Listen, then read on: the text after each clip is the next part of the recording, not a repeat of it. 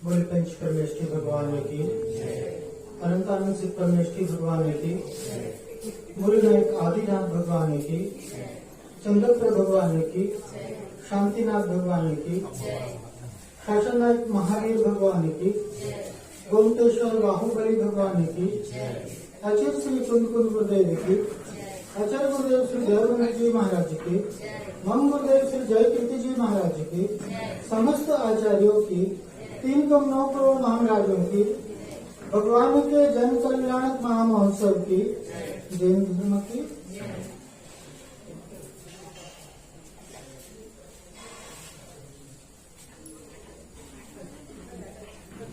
प्रत्येक वर्ष की भांति आज फिर एक बार हमारे जीवन में भगवान महावीर के जन्म जयंती मनाने का पावन प्रसंग आया।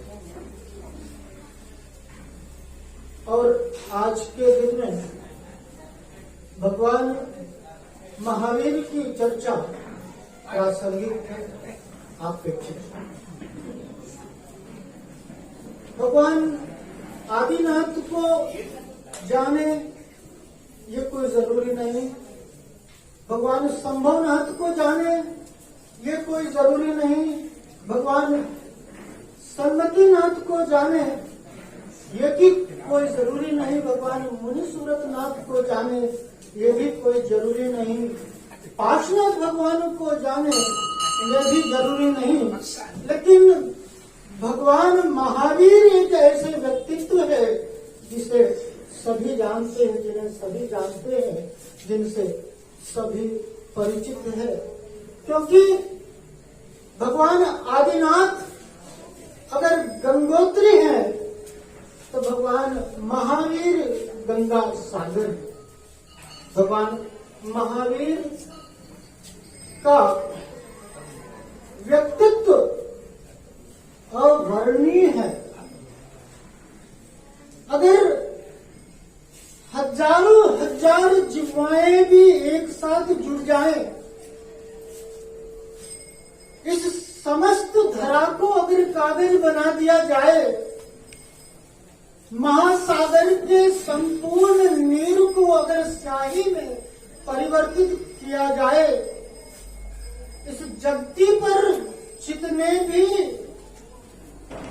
काष्ठ है, लकड़ी है, उन्हें अगर लेखनी में परिवर्तित कर दिया जाए, इन सारी सामग्रियों को एक साथ जुटाकर अगर महावीर भगवान के गुणों का वर्णन करने में लग जाएंगे तो भी उनके गुणों का वर्णन करना अशक्य है, असंभव है।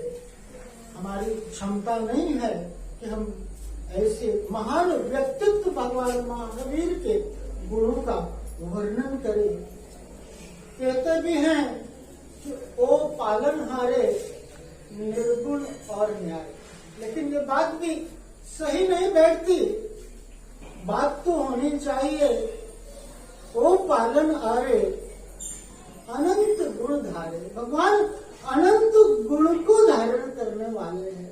जिस प्रकार से गंगा नदी हिमालय की तलहटी में से निकलती है तो एक रेखा के समान दिखाई देती है, और वो गंगा पहाड़ियों के द्वारा पार करके अनेक घाटियों से गुजरती हुई, अनेक प्रांतों से गुजरती हुई, और जब सागर में समाहित हो जाती है तो वो महासागर का रूप ले लेती है। उसी प्रकार से जो जैन धर्म की गंगोत्री भगवान आदिनाथ से प्रारंभ होती है और भगवान नेमिनाथ, भगवान संभवनाथ, भगवान शांतिनाथ और भगवान सन्मतिनाथ आदि से गुजरते हुए जब भगवान पार्श्वनाथ तक होकर के भगवान महावीर तक आती है तो यही गंगा गंगोत्री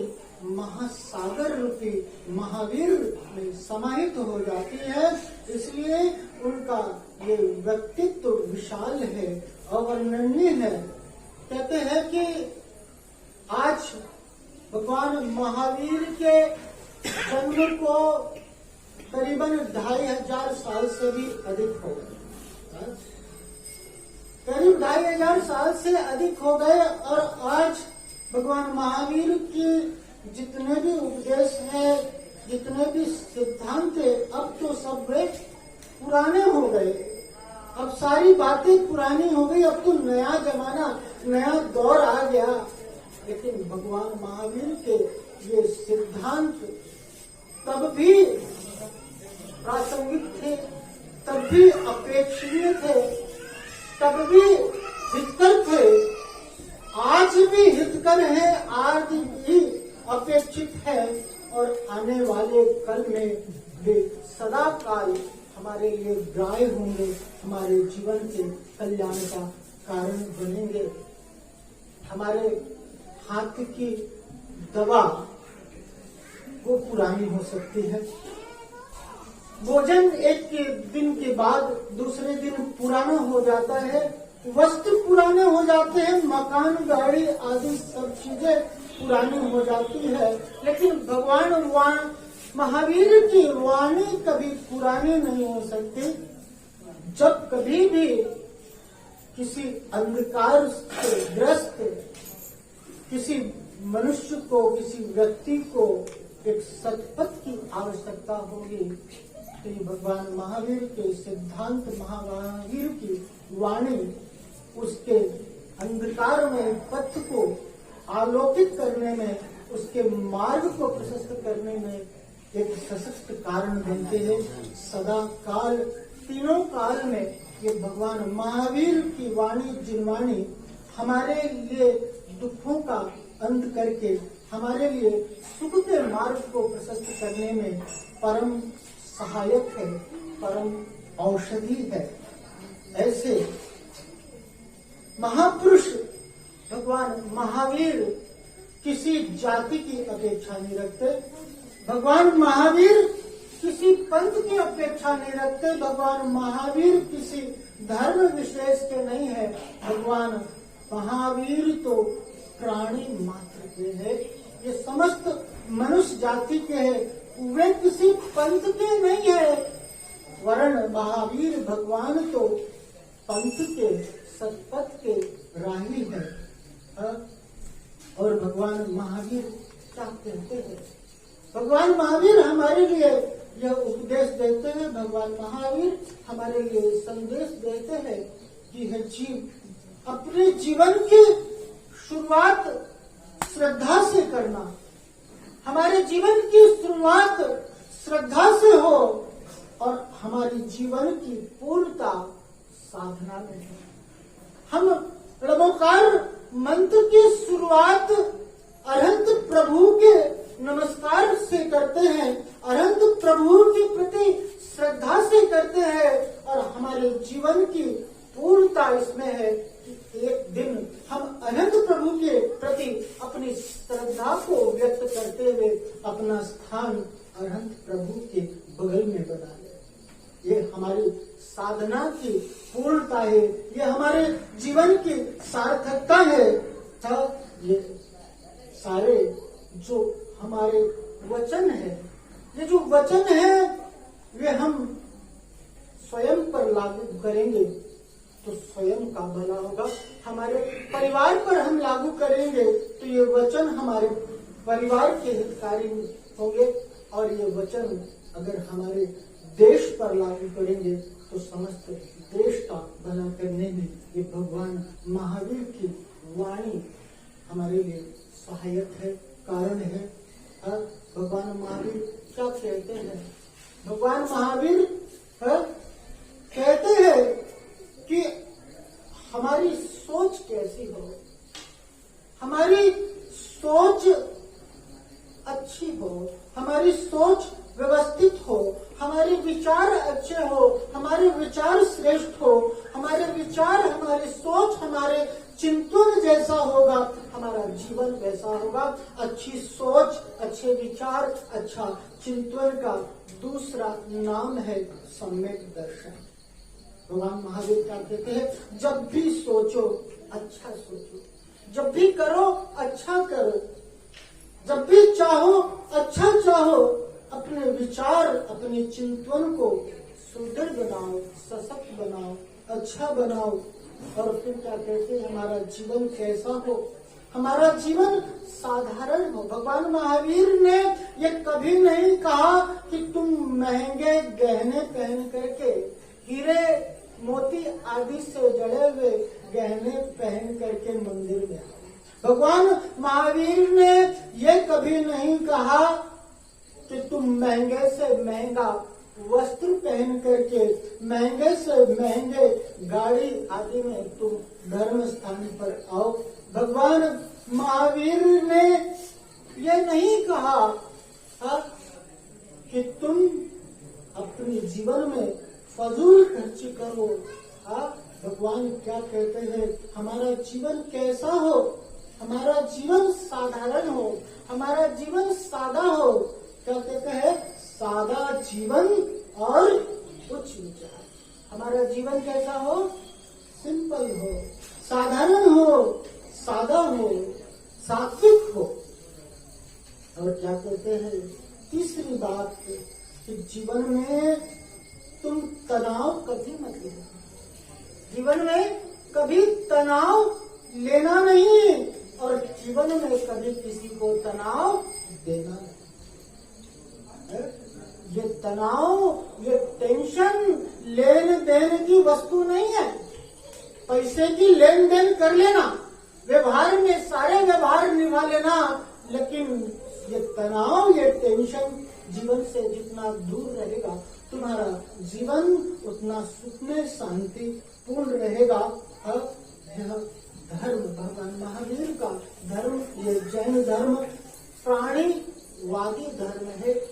ये जैन धर्म मात्र मनुष्य जाति की रक्षा की बात नहीं करता, ये जैन धर्म समस्त प्राणियों की हित की बात करता है, समस्त प्राणियों की रक्षा की बात भगवान महावीर की वाणी में समाहित है। ये सारी बातें मैं अपने मन से ही कह रहा हूँ, ये मेरी बात नहीं है। हम तो किसी को आदेश भी नहीं दे सकते। मैं किसी को आदेश नहीं दे रहा हूँ, मैं किसी को उपदेश नहीं दे रहा हूँ। हम तो भगवान महावीर के संदेश वाहक हैं। आज तो टेक्नोलॉजी इतनी विकसित हो गई कि मोबाइल के माध्यम से एक सेकंड में हम अपने संदेश को यहाँ से वहाँ तक पूरे विश्व में पहुँचा देते हैं। लेकिन कुछ साल पहले की बातें याद करो, आज से 15-20 साल पहले की हमें बात अच्छी तरह से याद होगी कि हम चिट्ठी लिखा करते थे। तो चिट्ठी दिखाई दे रही थी, पोस्ट कार्ड 15-15 पैसे में, 35-35 पैसे में वो इंडियन लेटर पोस्ट कार्ड आते थे, और उस पोस्ट कार्ड के माध्यम से कई दिनों बाद हमारे संदेश एक स्थान से दूसरे स्थान तक पहुंचते थे। और वो डाकिया, पोस्टमैन उस संदेश को लेकर के आता था, और जैसा का जैसा संदेश लिखने वाला संदेश लिखता था, वैसा का वैसा संदेश वो डाकिया पाने वाले को पहुंचाता था। उसमें एक शब्द का हेर फेर नहीं होता था। उसी प्रकार से ये जो भगवान महावीर भगवान का संदेश है, भगवान महावीर भगवान का जो उपदेश है, ये हम संदेश के माध्यम से आपके सामने में रख रहे हैं। इसमें एक शब्द भी मेरे मन की नहीं है, इसमें एक अक्षर भी मेरी बात नहीं है। ये तो महावीर भगवान की वाणी है। हम भगवान महावीर को तो मानते हैं, भगवान महावीर के प्रति तो बहुत आस्था है, भगवान महावीर के प्रति तो बहुत भक्ति है। लेकिन यही आस्था या भक्ति भगवान महावीर की वाणी पर दी है। भगवान महावीर को मानने के साथ साथ अगर हम भगवान महावीर के लिए मानने लग जाए तो जीवन से सारा दुख पलायन कर जाए, जीवन से सारी अशांति पलायन कर जाए, जीवन में सुख और शांति की स्थापना हो जाए, हमारे सुख का मार्ग प्रशस्त हो जाए। ये भगवान महावीर का ये जैन धर्म का पालन कैसे करें? भगवान क्या कहते हैं कि धर्म का पालन दृढ़ता से करो। हाँ? धर्म का पालन दृढ़ता से करो, धर्म का पालन मजबूरी में मत करना, धर्म का पालन मजबूती से करना। हाँ? धर्म का पालन अगर मजबूरी में करोगे तो तुम मजदूर बन जाओगे, और धर्म का पालन मजबूती से करोगे तो महावीर बन जाओगे। हमें निर्णय करना है कि हम मजदूर बने या महावीर बने। जैन धर्म अपनी कसौटी पर खड़ा हुआ है। ये जिनवाणी है, ये जिनवाणी को निज वाणी मत बनाना, ये जिनवाणी को अपने अनुसार मत ग्रहण करना। अगर जिनवाणी निज वाणी बन जाएगी तो ये जीवन के अनर्थ का कारण बनेगी। लेकिन यह जिनवाणी अगर हम अपने जीवन में धारण कर ले तो यह जिनवाणी हमारे जीवन के उत्थान का कारण बनती है। यह जिनवाणी महावीर की वाणी हमारे जीवन के विकास का कारण बनती है। भगवान महावीर के 5 सिद्धांत, भगवान महावीर ने हमारे लिए 5 सिद्धांत दिए। अहिंसा, आचार्य, ब्रह्मचर्य, सत्य और अपरिग्रह। इन 5 सिद्धांतों को अगर हम धारण कर लें, अगर ये 5 सिद्धांत हमारे जीवन में आ जाए तो किसी डॉक्टर के पास जाने की आवश्यकता नहीं है, किसी पुलिस स्टेशन, किसी अदालत में जाने की आवश्यकता नहीं है। ये 5 सिद्धांत हमारे जीवन में लागू होने चाहिए। भगवान महावीर ने पहले सिद्धांत अहिंसा में क्या कहा कि हम अपने जीवन में किसी भी प्रकार से हिंसक प्रवृत्ति को स्थान नहीं दे। किसी भी प्रकार से हमारे जीवन में हिंसा न हो। 2 प्रकार की हिंसा कही, एक द्रव्य हिंसा और एक भाव हिंसा। द्रव्य हिंसा क्या है? किसी को मारना, किसी को डांटना, किसी को अपशब्द कहना, ये क्या है? किसी के प्राणों का हरण करना, ये द्रव्य हिंसा। ये द्रव्य हिंसा तो दिखाई देती है, लेकिन दूसरी और प्रमुख हिंसा है वह है भाव हिंसा। जो मन में भी अगर आपने किसी के बारे में अहित रूप विचार किया, मन में भी आपने किसी के लिए बुरा सोचा, तो वो क्या है? भाव हिंसा है। भाव हिंसा द्रव्य हिंसा की जन्मदात्री है। सबसे पहले हिंसा भाव में, सबसे पहले हिंसा हमारे अंदर जन्म लेती है और फिर हमारे शरीर के माध्यम से, हमारे माध्यम से वह द्रव्य हिंसा में क्रियान्वित हो जाती है। अगर हम भाव हिंसा को ही रोक दें, अगर हम अपने अंदर में किसी के बारे में अहितकर, किसी के बारे में दुष्कर विचार लाने हम अपने मन में बंद कर दे, अगर भाव हिंसा का निषेध होगा तो निश्चित रूप मानिए द्रव्य हिंसा का भी जीवन में अभाव हो जाएगा और हमारे जीवन में अहिंसा का प्रतिष्ठापन होगा, अहिंसा की प्रतिष्ठा होगी। तो पहला सिद्धांत अहिंसा हमारे जीवन में आए। दूसरा, हम सत्य को अपनाएं। सत्य की शरण में जो चला जाता है, सत्य को ही जो परम तत्व मान लेता है, सत्य के शरण में जाने वाला अपने इस अनंत संसार का अंत करके और उस उत्तम सुख के मार्ग को प्रशस्त करता है।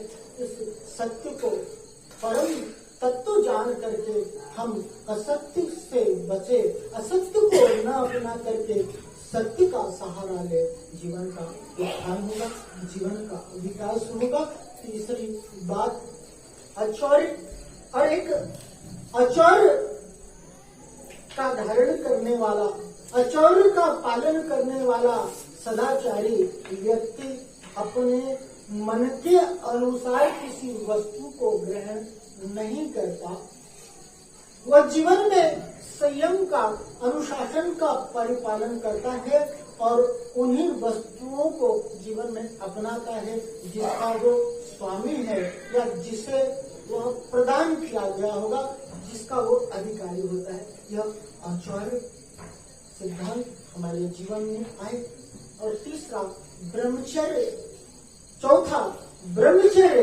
और ब्रह्मचर्य क्या कहता है कि जीवन में पवित्रता हो, हमारा जीवन पावन बने, हम ब्रह्मचर्य को धारण करें और अपने जीवन में जितने भी कामुक प्रवृत्तियां हैं उन्हें अपने जीवन में स्थान नहीं दे, तो जीवन में ब्रह्मचर्य आएगा। ब्रह्म अर्थात परम ब्रह्म, उस ब्रह्म में आचरण करना, अपनी आत्मा में आचरण करना ही ब्रह्मचर्य है। और आखिरी सिद्धांत जिसमें ये सारे सिद्धांत लागू होते हैं, इन चारों सिद्धांतों का समावेश है, वो है अपरिग्रह। अपरिग्रह को धारण करने वाला जीवन में संतोषित प्रवृत्ति वाला होता है। वह विषय भोगों से विरक्त होता है, विषय सामग्री से विरक्त होता हुआ जीवन में विरक्ति को अपनाता हुआ अपने मुक्ति के मार्ग को प्रशस्त करता है। इस प्रकार से हमने देखा कि ये भगवान महावीर के 5 सिद्धांत हमारे जीवन के उत्थान, हमारे जीवन के विकास, हमारे जीवन को अच्छा बनाने का कारण है। हमें जरूर अपनाना चाहिए। भगवान महावीर पूजनीय है, महावीर की पूजा नहीं करते, हम महावीर भगवान के गुणों की पूजा करते हैं। जैन धर्म या धर्म किसी व्यक्ति की पूजा नहीं करता, व्यक्तित्व की पूजा होती है और गुण सदा पूजनीय है। ऐसे अनंत गुण के धारी भगवान महावीर जिनके चरणों की शरण में आज हम सभी बैठे, उनका जन्म दिवस, उनका जन्म जयंती मना रहे हैं। ऐसे महावीर भगवान किसी जातिवाद का समर्थन नहीं करते, ऐसे महावीर भगवान किसी एकांतवाद का समर्थन नहीं करते, ऐसे भगवान महावीर की वाणी किसी शास्त्रवाद की समर्थन नहीं करती। भगवान महावीर वाणी स्वार्थवाद की समर्थन नहीं करती, शास्त्रवाद की नहीं, भाग्यवाद की नहीं, हिंसावाद की नहीं, अनुशासनवाद की नहीं, वर्ण धर्मवाद की, अनेकांतवाद की, सत्यवाद, त्यागवाद, पुरुषार्थवाद और अहिंसावाद का समर्थन करती है, पोषण करती है। ये भगवान महावीर की वाणी सभी के कल्याण का कारण है, सभी के हित का कारण है। जब इंद्र की आज्ञा से कुबेर समौ शरण की रचना करता है और भगवान महावीर के समौ शरण में तीनों गति के प्राणी उनकी वाणी को सुनने आते हैं। क्या देव, क्या मनुष्य, क्या त्रियंच, सभी को समौ शरण में समान रूप से शरण की प्राप्ति होती है और भगवान महावीर की वाणी सभी के लिए समान रूप से हित का उपदेश देती है। कहते हैं कि भगवान महावीर की ये तीर्थ कैसी है, सर्वोदयी है। सर्वोदयी यानी सभी के जीवन के उदय का कारण है, सभी के जीवन के हित का कारण है। हाँ, ये भगवान महावीर के विचार कैसे हैं। अनेकांत क्या कहते हैं कि हमारे विचारों में अनेकांतवाद हो, हमारी वाणी में स्यादवाद हो, हमारी आत्मा में अहिंसा हो और हमारे जीवन में अपरिग्रह हो। ये भगवान महावीर का हम जन्म दिवस मना रहे हैं। अरे जन्म दिवस तो हम भी मनाते हैं, ये महावीर भगवान का जन्म दिवस नहीं है, क्योंकि जन्म दिवस की तो तारीख एक बार होती है। हमारी तारीख, जन्म दिवस की तारीख क्या है? आपकी क्या तारीख है जन्म दिवस की? 3/6 1947। यानी अब हर साल 3 तारीख और 6 महीने को अपना जन्म दिवस मनाते हो। इसका मतलब कि अगले साल भी आप अपना जन्म दिवस मनाओगे। लेकिन भगवान महावीर ने अपना जन्म दिवस कैसे मनाया? भगवान महावीर क्या हमारे 24 तीर्थंकर भगवंतों में 21 तीर्थंकर भगवंतों ने अपना जन्म दिवस दीक्षा दिवस के रूप में मनाया। जिस दिन भगवान महावीर ने जिस दिन इन 21 तीर्थंकरों का जन्म हुआ, उसी दिन आज कितना है, चैत्र सुदी त्रयोदशी, और इसी दिन भगवान महावीर ने दीक्षा को धारण किया था। इसी प्रकार से हमारे 24 में से 21 तीर्थंकरों ने भी जिस दिन जन्म लिया, उसी दिन दीक्षा को धारण किया। भगवान का, तीर्थंकर भगवान का यह जन्म दिवस नहीं है, जन्म महोत्सव है। जन्म महोत्सव इसलिए है कि अब भगवान दोबारा जन्म नहीं लेंगे। अब भगवान ने जन्म मरण का अंत कर दिया, इसलिए भगवान का ये जन्म दिवस, जन्म महोत्सव, जन्म कल्याणक में परिवर्तित हो गया। और इसीलिए आज हम भगवान का जन्म दिवस नहीं, जन्म कल्याणक मनाने के लिए इकट्ठित हुए हैं। क्या हुआ? भगवान महावीर जन्म से ही कैसे थे? महान थे। अप्रतिम प्रतिभा उनके अंदर थी। कहते हैं कि जब वे गुरु के पास पढ़ने जाया करते थे तो सबसे पहले दिन गुरु ने उन्हें पाठ सिखाया, एक याद करो, और उन्होंने एक सुनाया और दोबारा पूछा, फिर बोलो, तो उन्होंने कहा एक। बोले तुम तो बहुत तेज हो, अब दूसरा पाठ याद करो, बोलो 2। तो महावीर भगवान क्या कहते हैं? 1। गुरु कहते हैं बोलो 2, भगवान महावीर क्या कहते हैं? 1। वो बार बार कहते हैं कि अरे जैसे तुमने 1 का पाठ याद कर लिया, वैसे तुम 2 का पाठ याद करके क्यों नहीं सुनाते? वे हार गए। जब भी गुरु बोलते थे बोलो 2, भगवान महावीर कहते थे 1। आखिर में राजा सिद्धार्थ के पास हो जाते हैं कि इसे बार बार दूसरा पाठ सिखा रहा हूँ, 2 बोलो, और वो 2 की जगह ये 1 बोलता है। तो सिद्धार्थ जी ने भगवान महावीर को समझाया, तुम 1 की जगह 2 क्यों नहीं बोलते हो? तो भगवान महावीर ने क्या कहा कि जे एक के जान ते सबे जान, जो एक को जान लेता है तो सब को जान लेता है। ऐसे भगवान महावीर की अप्रतिम बुद्धि के आगे उनके गुरु भी हार गए और नतमस्तक होकर के कहते हैं, जो जगत को शिक्षा देने के लायक है, जो जगत को शिक्षा देने की अपने अंदर में क्षमता रखता है, उसे मैं क्या शिक्षा दूं? और वे नतमस्तक होकर के भगवान महावीर के आगे चले जाते हैं। भगवान महावीर का अनेकांतवाद क्या है? भगवान महावीर का अनेकांतवाद एक दृष्टांत जो भगवान महावीर के जीवन से संबंध रखता है, भगवान महावीर के अनेकांतवाद को समझाता है। भगवान महावीर बचपन में अपने महल में खेल रहे थे। कुछ मित्र उन्हें ढूंढते हुए आते हैं और उसकी महल के ऊपर वाले तले पर जाते हैं, ढूंढते ढूंढते, तो वहां भी महावीर नहीं मिलते। भगवान महावीर के पिता सिद्धार्थ मिलते हैं, तो उनसे पूछते हैं कि भगवान महावीर कहाँ है? तो सिद्धार्थ क्या कहते हैं कि नीचे है। नीचे जाते हैं तो माँ मिलती है, माँ से पूछते हैं कि भगवान महावीर कहाँ है? तो माँ बोलती है ऊपर है। फिर ढूंढते हैं पूरे घर में और बीच के तल पर, बीच के तले पर भगवान महावीर खेल रहे थे। तो दोस्त बोलते, अरे तुम यहाँ खेल रहे हो, हम पूरे घर में तुम्हें ढूंढ ले, और तुम्हारे माता पिता कैसे बड़े झूठ बोलते हैं।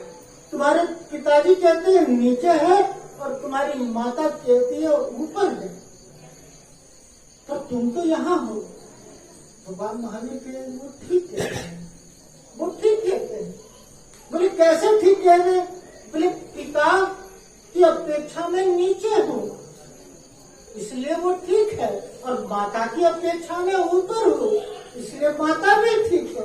ऐसा अनेकांतवादी भगवान महावीर का धर्म जो सभी को लेकर के चलता है, जो ये कहता है आप भी सही हो, आप भी सही हो, आप भी सही हो, सभी पक्षों को सही मानता हुआ, सभी पक्षों पर निर्णय करता हुआ, विचार करता हुआ वो तत्व के निर्णय करता है।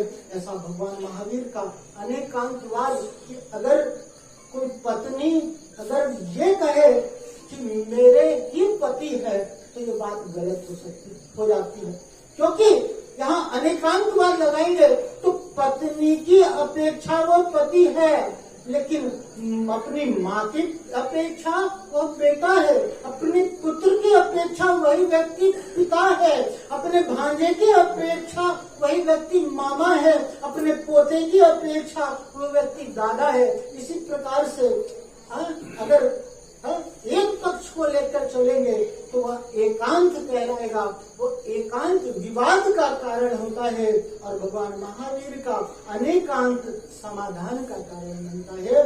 ये अनेकांत हमारे जीवन में अपनाने लायक है। भगवान महावीर का ये जैन धर्म जबरदस्ती नहीं करना, भगवान महावीर का ये जैन धर्म जबरदस्ती नहीं जबरदस्त है। भगवान महावीर का ये जैन धर्म कोई फॉर्मेलिटी नहीं है, भगवान महावीर का ये जैन धर्म रियलिटी है। भगवान महावीर का ये जैन धर्म ढोंग से नहीं अपनाना, भगवान महावीर का ये जैन धर्म ढंग से अपनाना।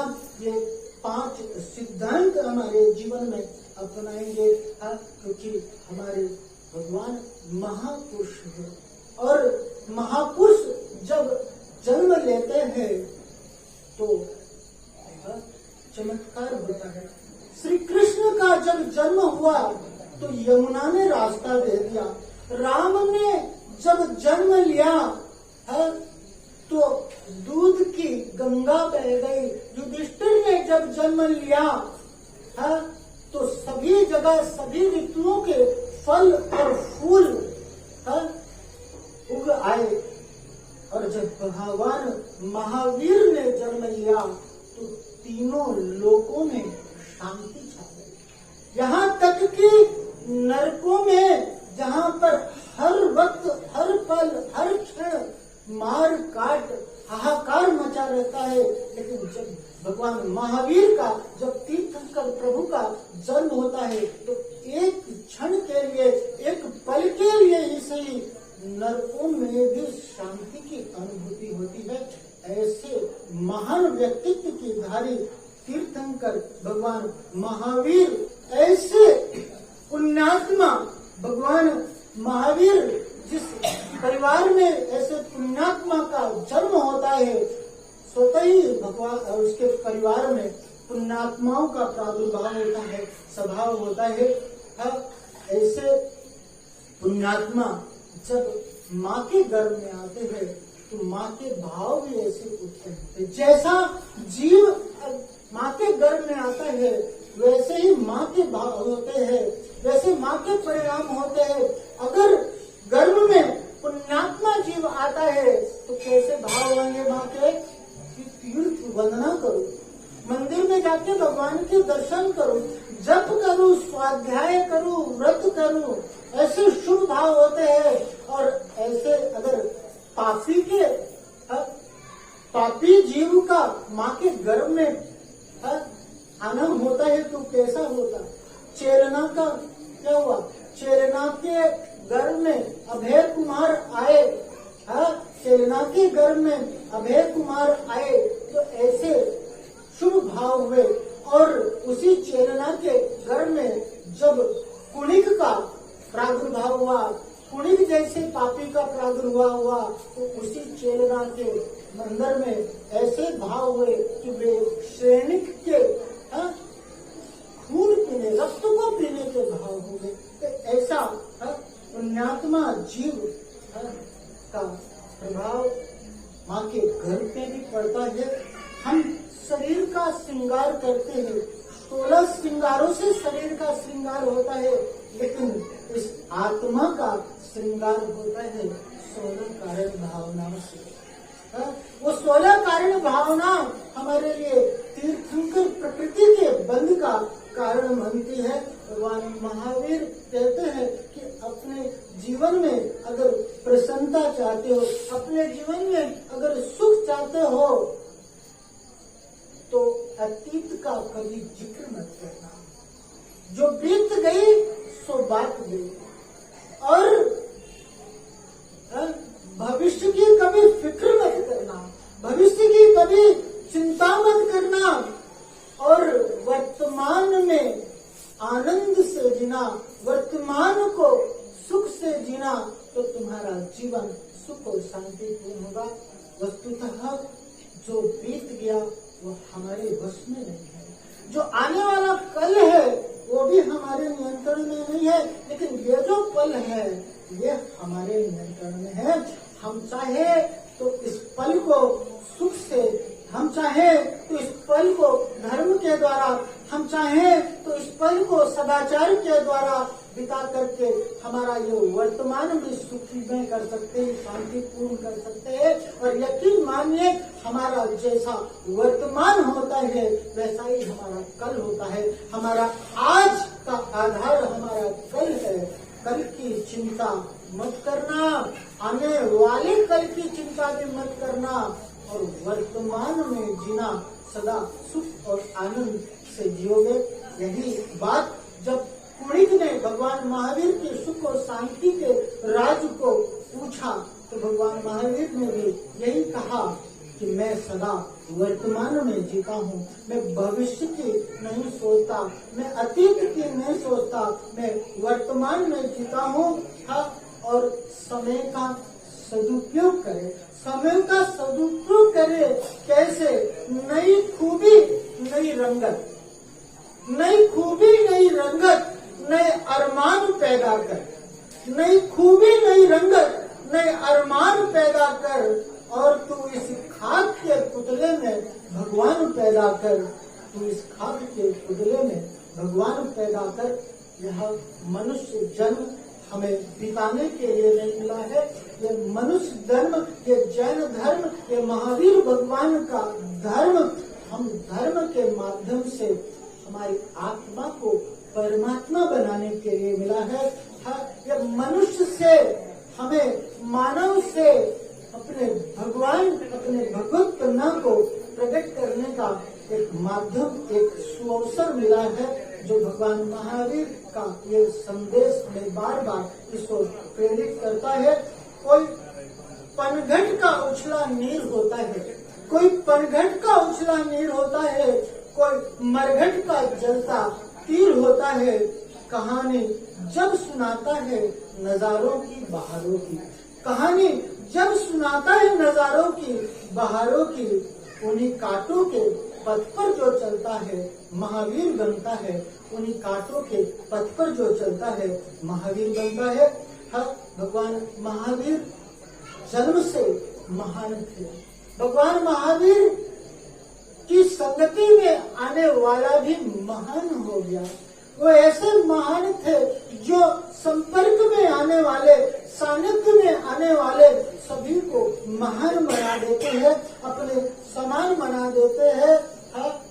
ऐसे महान व्यक्तित्व, ऐसे महान महावीर के हम सभी उपासक हैं, जिनकी जन्मदात्री माँ त्रिशला जैसी माँ होती है, वैसा पुत्र माँ अपने पुत्र की, माँ अपने बच्चे की प्रथम गुरु होती है। माँ चाहे तो मारीच बना दे, माँ चाहे तो महावीर बना दे, माँ चाहे तो राम बना दे, माँ चाहे तो रावण बना दे, माँ चाहे तो कृष्ण बना दे, माँ चाहे तो कंस बना दे, माँ चाहे तो सीता बना दे, माँ चाहे तो सुर्पनखा बना दे, माँ चाहे तो चंदन वाला बना दे, माँ चाहे तो मैना सुंदरी बना दे।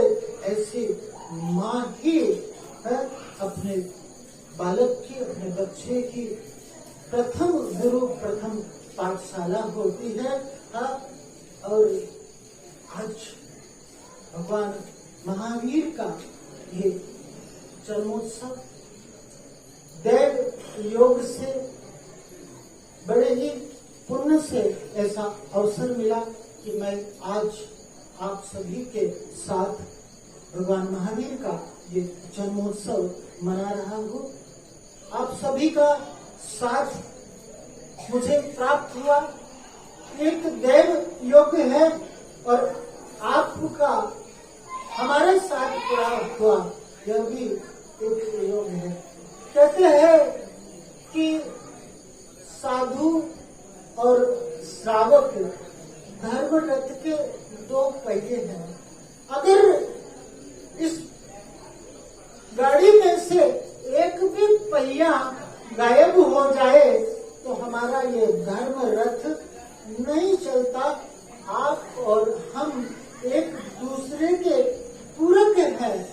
हाँ, भगवान महावीर, भगवान शांति सागर महाराज जी से जब किसी ने पूछा कि भगवान इस पंचम काल में धर्म कब तक रहेगा, तो भगवान महावीर ने, शांति सागर महाराज जी ने इशारों के माध्यम से कहा कि जब तक श्रावक का हाथ ऐसे रहेगा और जब तक साधु का हाथ ऐसे रहेगा, जब तक साधु का हाथ ऐसे रहेगा और जब तक श्रावक का हाथ ऐसे रहेगा, धर्म चलता रहेगा, धर्म का रथ अप्रवर्तमान चलता रहेगा। पंचम काल है, धर्म का काल के प्रभाव से हानि और वृद्धि देखी जा सकती है, लेकिन जिस प्रकार से भगवान महावीर ने कहा है कि पंचम काल के अंत तक धर्म रहेगा, तो हमें भगवान महावीर के इस धर्म रथ को सदा प्रवर्तमान रखना है, सदा आगे बढ़ाना है। कहते हैं कि धर्म से ही जीवन की सार्थकता है, धर्म से ही जीवन की सफलता है। हम धर्म का आचरण करें, धर्म का पालन करें, जीवन में धर्म कमाया वही सार्थक है। धन कमाया सार्थक नहीं है। धन तो खो जाएगा और धन तो दोबारा प्राप्त हो जाएगा, लेकिन जीवन ये पल एक बार खो गया तो दोबारा प्राप्त करना बहुत दुर्लभ है, बहुत कठिन है। धर्म करत संसार सुख, धर्म करत निर्वाण, धर्म पंथ साधे बिना नर तिर्यंच समान। धर्म के अभाव में जीवन तिर्यंच के समान है। अंतिम काव्य से अपनी बातों को समाप्त करूंगा। धूल अगर चाहे तो अबीर हो जाए, धूल अगर चाहे तो अबीर हो जाए, रेशम अगर चाहे तो जंजीर हो जाए। आवश्यकता है आदर्शों के परिपालन की, आवश्यकता है आदर्शों के परिपालन की।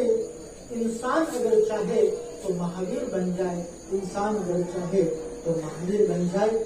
हम चैन से जिन बनने के लिए इस महावीर भगवान के धर्म को हमने सभी पाया है, ऐसे लक्ष्य को जीवन में लेकर के चलेंगे तो हमारा हित होगा, हमारा कल्याण होगा, सभी का हित हो, सभी का कल्याण हो, सभी के जीवन में सुख हो, सभी के जीवन में समृद्धि हो। इसी मंगल भावना से सिंह पर विराम भगवान की, अनंतानंद चतुर्दशी भगवान की, मूलनायक आदिनाथ भगवान की, शासन नायक महावीर भगवान की, भगवान के जन कल्याणक महामहोत्सव की, जैन धर्म की।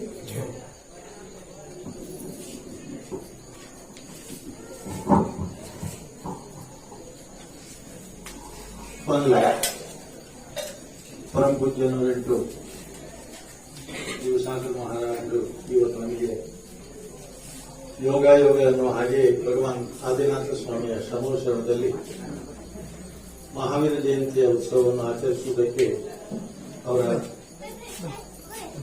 ದಿವ್ಯ ಉಪಸ್ಥಿತಿ ನಮಗೆ ಯೋಗ ಅಂತ ಅನಿಸ್ತದೆ.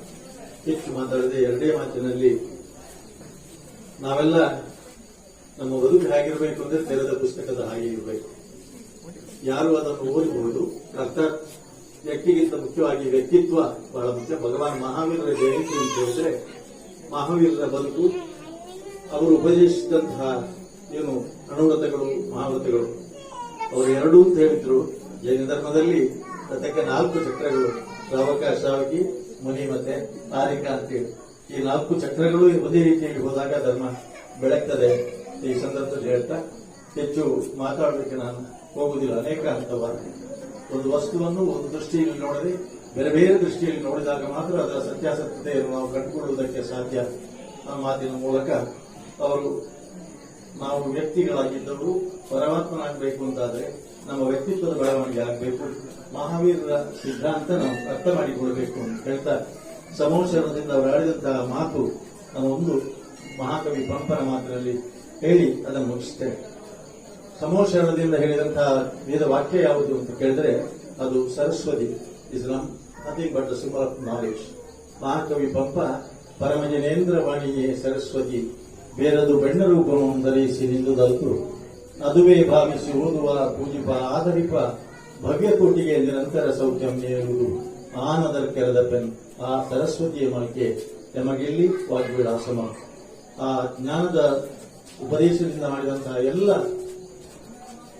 ಧರ್ಮೋಪದೇಶದ ಆ ಸತ್ವಗಳು ನಮ್ಮ ಬದುಕಿಗೆ ಒಂದು ಪೂರಕವಾಗಿರಲಿ. ಭಗವಾನ್ ಮಹಾವೀರ ಸ್ವಾಮಿಯ ಜನ್ಮ ಜಯಂತ್ಯುತ್ಸವವನ್ನು ಆಚರಿಸುವುದಕ್ಕೆ ಭಗವಾನ್ ಆದಿನಾಥ ಸ್ವಾಮಿಯ ಸಮೋಶರಣದಲ್ಲಿ ಸೇರಿದ ನೀವೆಲ್ಲ ಪುಣ್ಯಗಾಗಿ ಜೀವಿಗಳು. ಇದು ನಮ್ಮ ಯೋಗ ಭಾಗ್ಯ.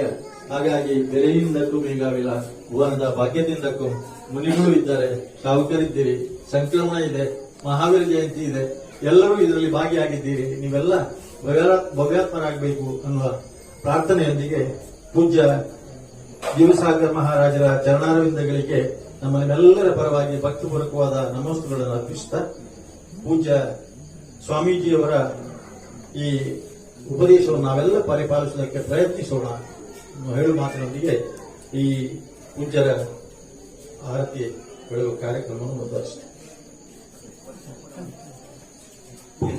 ಮುನಿವರನೇ ಜ್ಞಾನ ನಿಧಿಯೇ ಪೂಜಿಸುವೆನು, ಶಕ್ತಿಯ ಆತ್ಮನೊಳು ಭಕ್ತಿ ರಸವನು ತುಂಬಿ, ಶಕ್ತಿಯ ಆತ್ಮನೊಳು ಭಕ್ತಿ ರಸವನು ತುಂಬಿ, ಹರಸದ ಭಾವದಲ್ಲಿ ಜಲಧಾರೆಯನು. ಮುನಿವರನೇ ಜ್ಞಾನ ನಿಧಿ ಪೂಜಿಸುವೆನು, ಜ್ಞಾನದ ದಾಹದಲ್ಲಿ ಬಡವರ್ ಮರೆತು ಜ್ಞಾನಪ ಗುರುವೇ ಸಾಧಿಸಲು ನಿಮ್ಮಡಿಗೆ ದೀಪವೇ ತೋವೆ ನೆನೆವೆ. ಮುನಿವರನೇ ನಿಧಿ ಪೂಜಿಸುವೆನು, ವಾಣಿಗೆ ವರದ ಕಲ್ಯಾಣಿಗೆ ಪನ್ನಗ ಬೇಡಿಗೆ ವೀಣಾವರ ಪಾಣಿಗೆ ಜ್ಞಾನಿಗೆ ಜಗತಾತಿ ತ್ರಾಣಿಗೆ ಪ್ರಾಣಿಗೆ ಮಾಣಿಕ್ಯ ಮೈದ ಆರತಿ ಎತ್ತೀರೆ, ಮಂಗಲಾರತಿಯ ತಂದೆತ್ತೀರೆ.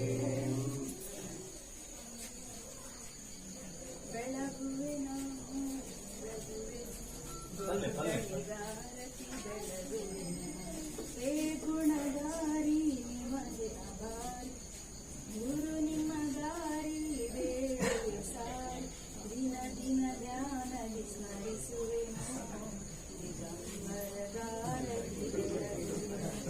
ಬೆಳಗುವೆನ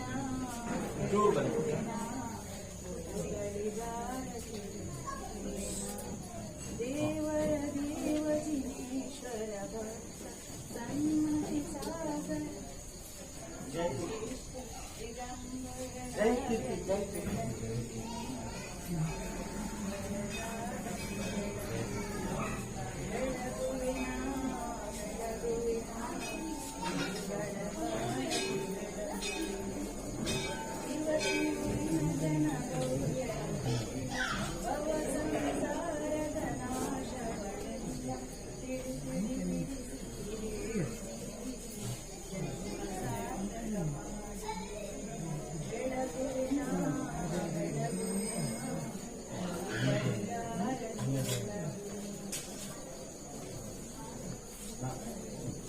कोणी